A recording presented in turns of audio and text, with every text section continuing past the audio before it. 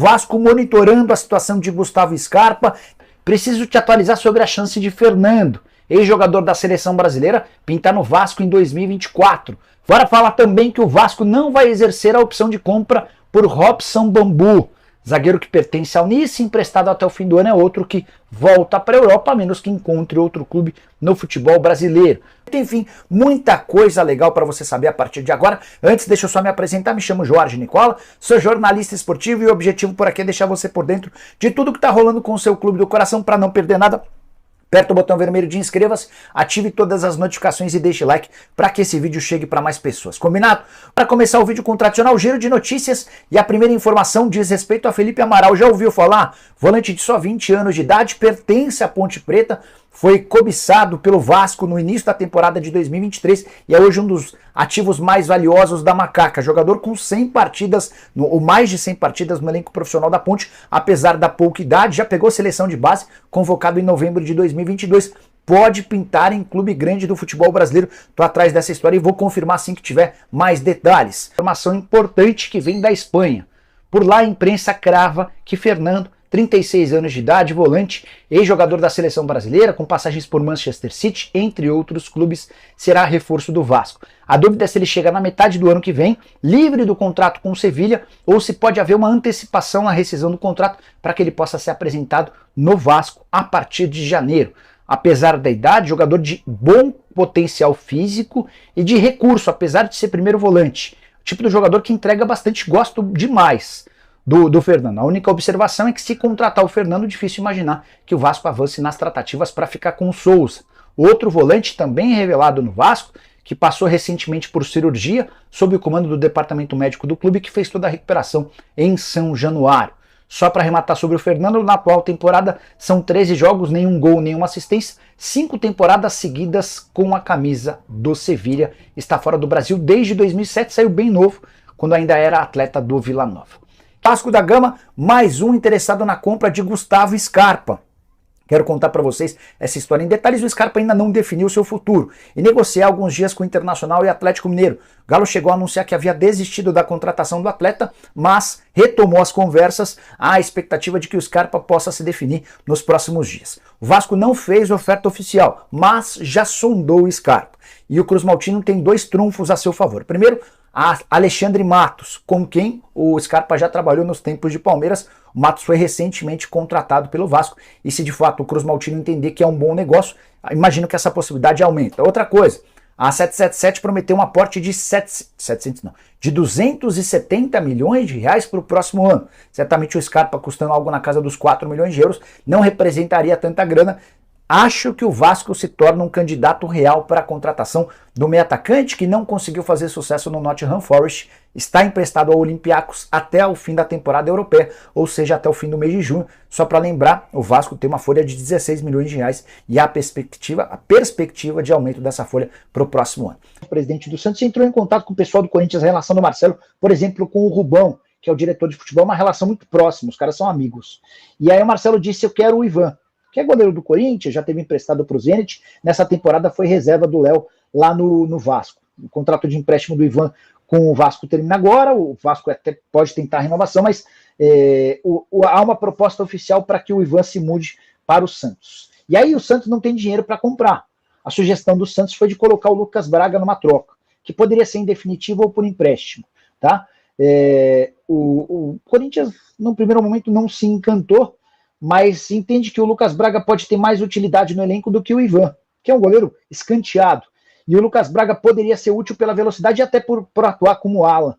Então não dá para descartar esse negócio, é uma alternativa, essa é uma possibilidade, tá?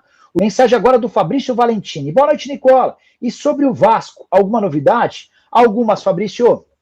Ontem conversei com o Alexandre Matos, perguntei para ele sobre a possibilidade de o Júnior Alonso ser contratado. Uma especulação que começou nos últimos dias. O Júnior Alonso foi contratado pelo próprio Matos para trabalhar no Galo. O Krasnodar pede 1,5 milhão de euros. O Matos descartou as negociações, mas o que eu sei é que há uma tentativa do Vasco de contratar o Júnior Alonso por um valor menor. Se o Krasnodar baixar bem, essa pedida pode rolar. Sobre Scarpa, não há proposta oficial, mas o Vasco passou a monitorar a situação do Scarpa. E aí eu posso contar para vocês que o Scarpa tem uma relação muito próxima com o o atual executivo de futebol do Vasco da Gama. Matos e Scarpa trabalharam juntos nos tempos de Palmeiras, relação muito próxima, isso pode ser uma diferença.